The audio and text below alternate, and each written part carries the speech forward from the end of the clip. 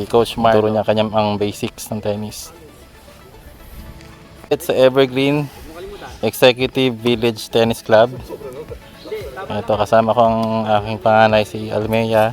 Nakita niyo yung video kanina, medyo okay kagad yung ano niya. Mabilis matututungan ako eh. Si Sir Jade, first time niya rin mag-experience ng tennis. Yung from zero. Kung gaano ka ba katagal bago matutunan ng tennis.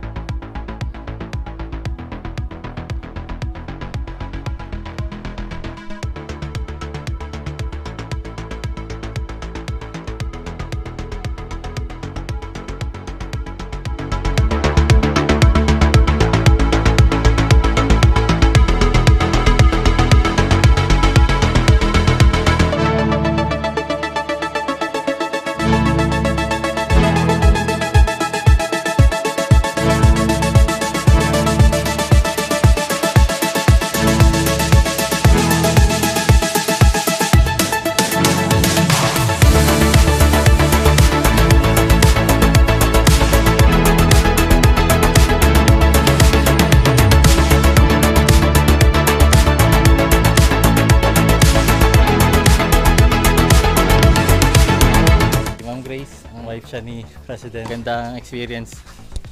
Ano ate? Nag-enjoy ka pa?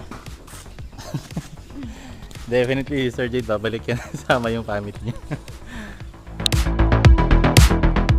Ano sir? Ano masasabi mo sa experience?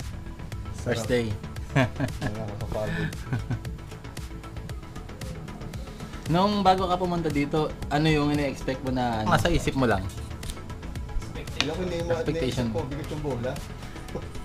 Pero ko lang yung expect. Yung pala, hindi naman ganun kabigat, di ba? Oo. Ay, ano naman, manageable naman. Masarap kasi pati katawan mo talagang Tsaka, ano pa? Malambot lang naman yung bola eh. Ikaw ate, anong pakiramdam? Okay lang. Natutuwa sila sa'yo kasi ang ganda ng palo mo eh, para sa first time. No, coach? Tama. Diba? Kahit si Ma'am Grace eh, natutuwa kanina eh. Ayan, i-document natin yung from day one ng dalawang players.